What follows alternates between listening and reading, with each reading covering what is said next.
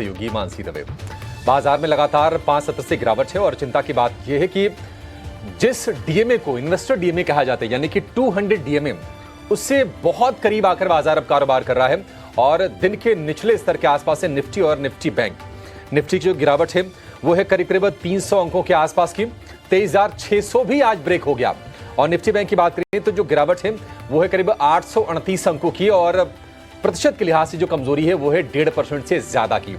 5 सत्र में अगर आप निफ्टी को देखेंगे करीब 800-850 अंक नीचे आकर कारोबार कर रहा है निफ्टी और निफ्टी बैंक ने 51,000 का आज क्रूशियल सपोर्ट को ब्रेक किया है। बाजार की गिरावट के 7 विलेन कौन से हैं ये आप अपनी स्क्रीन पर देख लीजिए। एफआईएस की चिंता है। नवंबर में अब तक 25,000 करोड़ रुपए की सेलिंग हो गई। पिछले महीने 1,15,000 करोड़ रुपए की सेलिंग थी। यह चिंता है। अमेरिका में ऐसी आशंका है कि ट्रेड बैरियर लगाएंगे डोनाल्ड ट्रंप राष्ट्रपति की कुर्सी संभालते ही, और इसकी चिंता सता रही है बाजारों को। और फ्री फॉल में स्टॉक्स गिर रहे हैं। ना सिर्फ लार्ज कैप बल्कि मिड कैप, स्मॉल कैप का भी मूड बेहद खराब दिख रहा है। 2% से ज्यादा गिरावट है दोनों के दोनों इंडेक्स में। लेकिन अगर आप वैल्यूएशन की बात करें उससे भी राहत नहीं है। और निफ्टी का जो पी है 24x पर ट्रेड कर रहा है, 10 साल के ऐतिहासिक औसत से ऊपर है, यानी कि हिस्टोरिकल एवरेजेस के ऊपर है वैल्यूएशंस। तो ये चिंता बाजार के लिए लगातार बनी हुई है। कुछ और अगर हम चीजों की बात करें जो बाजार को सता रही हैं, उसमें एक और दिक्कत ये है कि चीन की चिंता जो है कायम है।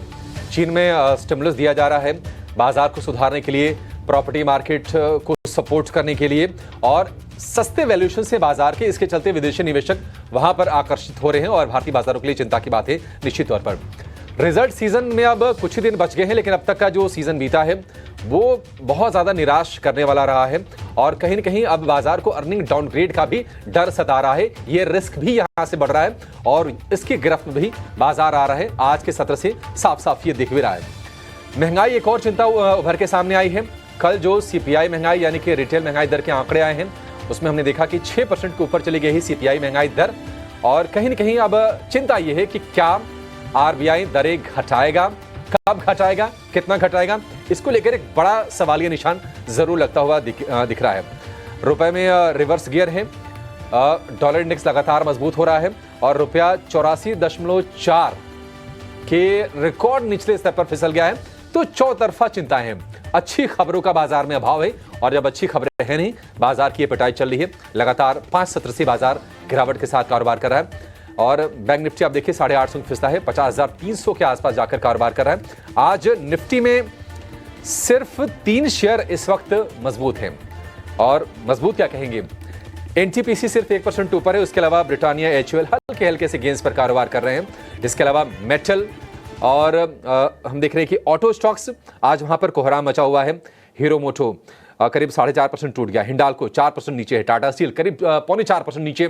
तो ये तमाम सेक्टर्स और स्टॉक्स बाजार पर दबाव बनाने का काम कर रहे हैं। सवाल, नमस्कार, बताइए अब बाजार कितना नीचे जाएगा? यह सवाल इसलिए है कि हम 200 डीएमए के बेहद करीब जाकर कारोबार कर रहे हैं। जी, तो ऊपर से अगर ऑल टाइम हाई से देखें 26,277 का हमने ऑल टाइम हाई देखा था और वहां से करीबन 2700 पॉइंट से भी ज्यादा करेक्शन हमने देखा है। पिछले 5 कंसेक्यूटिव सेशन से हम फॉल देख रहे हैं। हालांकि 200 दिन की मूविंग एवरेज का सपोर्ट है एक्सपोनेंशियल पे, जहां पे 23,540 के आसपास लेवल है और ये लेवल काफी चर्चित है और काफी सारे एनालिस्ट और काफी रिटेल में भी जनता ये 200 डेज ईएमए के सपोर्ट की बात कर रही है। लेकिन जिस तरह का मोमेंटम बन रहा है तो जरूरी नहीं है कि एग्जैक्टली वहां पे सपोर्ट लेके बाउंस करे। हालांकि टेक्निकल सपोर्ट हम बोल सकते हैं, लेकिन जब भी कोई लेवल्स बहुत ज्यादा डिस्कस हो जाता है तो उसकी वैल्यू, जो रिलायबिलिटी है, वो थोड़ी कम होती जाती है। तो डेफिनेटली अभी 200 डेज ईएमए आ गया है, इसीलिए यहां से बाय करो ऐसा तो भी मुझे नहीं लग रहा है। अभी जिस तरह का सेलिंग है, अभी भी मार्केट में करीबन 55 मिनट की देरी है बंद होने में। ऐसा हो सकता है कि 200 डेज ईएमए टूट जाए और उसके बाद भी नीचे के लेवल्स आपको देखने हुए मिले। जो bearish head and shoulder pattern हमने पहले देखी थी निफ्टी के डेली चार्ट्स पे, अगर उसका टारगेट देखने जाए तो 23,000 के आसपास आता है। तो मुझे लग रहा है कि 200 डेज ईएमए का सपोर्ट तो जरूर है, लेकिन मेरी ये राय रहेगी, ये सलाह रहेगी कि भले ये सपोर्ट है लेकिन सपोर्ट टूट भी सकते हैं और सपोर्ट सपोर्ट टूटने के बाद और भी सेलिंग आ सकता है। तो in anticipation of taking support आपको इसमें यहाँ पे लॉन्ग पोजीशन नहीं बनानी चाहिए। जिस तरह का मोमेंटम है इससे मुझे लग रहा है कि थोड़ा कॉशियस स्टैंस ही लेना चाहिए। और जो bearish head and shoulder pattern जो हमने पहले बनते हुए देखी थी, जिसका ब्रेकडाउन 24,600 के लेवल के नीचे आया था, उस पैटर्न का टारगेट 23,000 के आसपास आ रहा है। तो मुझे लग रहा है कॉशियस स्टैंस अभी भी कंटिन्यू करना चाहिए। ओवरसोल्ड है, डेफिनेटली है, सपोर्ट भी है, लेकिन वो टूट के भी नीचे के लेवल्स आ सकते हैं। तो आई वुड सजेस्ट कि थोड़ा कॉशियस स्टैंस अभी कंटिन्यू रखिए। और मुझे लग रहा है कि 23,000 के नेक्स्ट सपोर्ट तक निफ्टी हेड कर रहा है। एडवाइस बिल्कुल सही बताई, क्योंकि निफ्टी जो 200 डी में सपोर्ट आप कह रहे हैं उसके नज़दीक अप्रोच करता हुआ 23,546 और अब भी 55 मिनट सही कहा आपने बचे हैं बाजार में, और 23,576 पर तो हम खड़े ही हैं। 23,546 का ये जो डाउन ट्रेंड है, इस डाउन ट्रेंड की तरफ बढ़ता हुआ इस वक्त निफ्टी 18 महीने में पहली बार हम देख रहे हैं कि 200 डीमा के नीचे फिसलने की ये जो कोशिश है, या कह सकते हैं कि ये सबसे बड़ा डाउनफॉल है जो नजर आ रहा है। इसमें हर सेक्टर, हर पॉकेट, हर इंडेक्स शामिल हैं। 25 जून के बाद 23,600 के मार्क को ब्रीच किया है निफ्टी ने।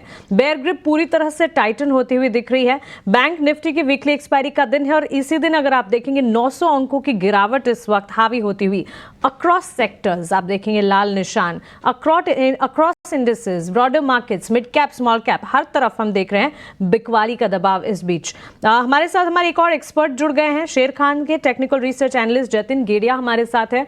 Jatin, good afternoon. मार्केट में down fall, blood bath, completely कह सकते हैं कि गिरावट का जो माहौल है, इस माहौल में एक ही सवाल है कि ये रुकेगा कब, और हम इनफैक्ट ये भी कह रहे हैं कि थम जाओ, लेकिन ये गिरावट जो है थमने का नाम नहीं ले रही। बताइए आपकी रीडिंग क्या है इस वक्त मार्केट पर?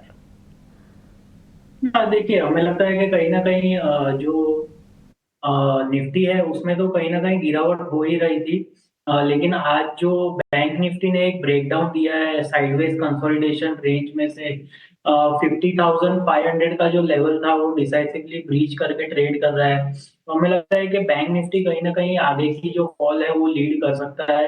अभी तक बैंक निफ्टी कंसोलिडेशन रेंज में था, लेकिन आज ब्रेकडाउन होने के कारण उसका एक जो इंक्रीमेंटल इम्पैक्ट वो निफ्टी में देखने मिल रहा है। निफ्टी तो पहले से ही गिर रहा था, लेकिन आज बैंक निफ्टी का जो कंट्रीब्यूशन है वो बहुत ही सिग्निफिकेंट है। तो हमें लगता है कहीं ना कहीं जो वीकनेस है वो आगे जाते हुए बढ़ती हुई नजर आ रही है। लेवल्स की बात करूं तो 23,300 एक हेड एंड शोल्डर्स का एक इक्वलिटी टारगेट आ रहा है, वो एक लेवल है ऑन द डाउन साइड। और उसके नीचे जो साइकोलॉजिकल लेवल है और जहाँ पे पुट राइटिंग भी हो रही है वो अराउंड 23,000 का लेवल है। तो ये वेट एंड वॉच की सिचुएशन है। फ्री फॉल हो रहा है मार्केट में, इसके लिए कोई एडवेंचर करने की सलाह नहीं रहेगी। फॉल थमेगा, डेली पॉजिटिव क्लोज आएगा तो एक हमें स्टॉप लॉस का लेवल मिलेगा, लेकिन at this point of time तो वीकनेस है। चलिए, वीकनेस है और ये वीकनेस जो है बिल्कुल हावी होती हुई इस वक्त नजर आ रही है। और सेक्टर स्पेसिफिक अगर आप देखें हर तरफ बिकवाली है, लेकिन इस बिकवाली में लीड कर रहे हैं रियल्टी, मेटल और पीएसयू स्पेसेस। हमारे एक्सपर्ट की तरफ से उनके इस वक्त के ट्रेडिंग आइडियाज भी जान लेते हैं, उसके बाद शो को आगे बढ़ाते हैं। विनय, आप बताइए इस वक्त कौन से स्टॉक्स पर आपका फोकस है, क्या स्ट्रैटेजी होगी? देखिए, बैंकिंग में हमने फ्रेश सेलिंग देखी है, और कोटक बैंक ऐसा एक स्टॉक है जिसका स्ट्रक्चर पहले से ही वीक था और अभी पिछले 2 दिन में इतनी गिरावट नहीं हुई, लेकिन इसके रिजल्ट्स भी, नतीजे भी खराब थे और उसके बाद टेक्निकल सेटअप भी वीक हुआ था। अभी इसमें भी लग रहा है कि थोड़ी जगह सेल साइड पे बन रही है। तो कोटक बैंक का नवंबर फ्यूचर आप शॉर्ट करके चल सकते हैं। जहां भी मैंने शॉर्ट निकाला था तब वो 1705 पे ट्रेड करा, तो उसी लेवल से मैं शॉर्ट रिकमेंड कर रहा हूँ। तो 1705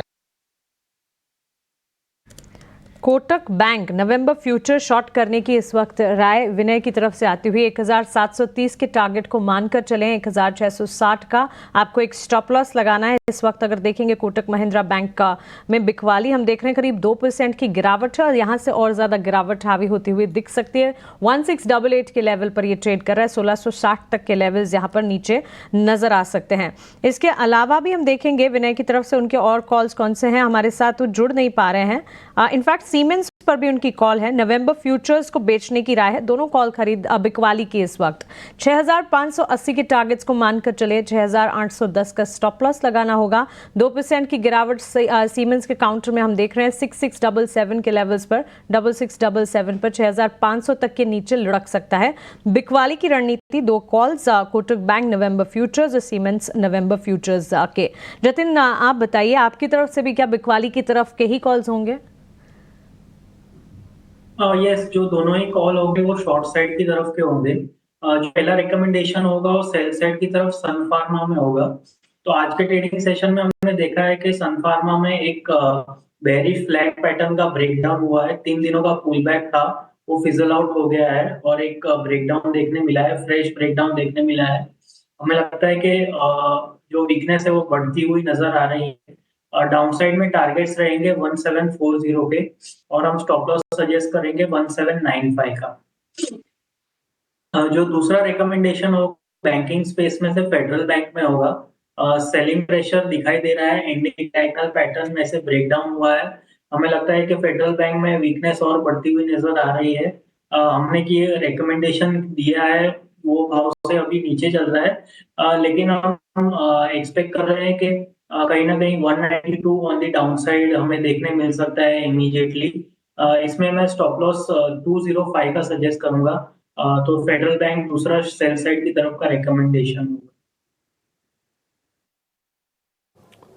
ठीक है, दोनों के दोनों जतिन की जो कॉल्स हैं वो सेल साइड की हैं। और देखिए, जब सेल साइड की कॉल ज़्यादातर आने लगे या फिर सभी आने लगे, तो मान लीजिए एक और तरीका होता है बाजार की पहचान करने की कि सेंटिमेंट कैसा है, अंडर करंट कैसा है। पूरी तरह से नेगेटिव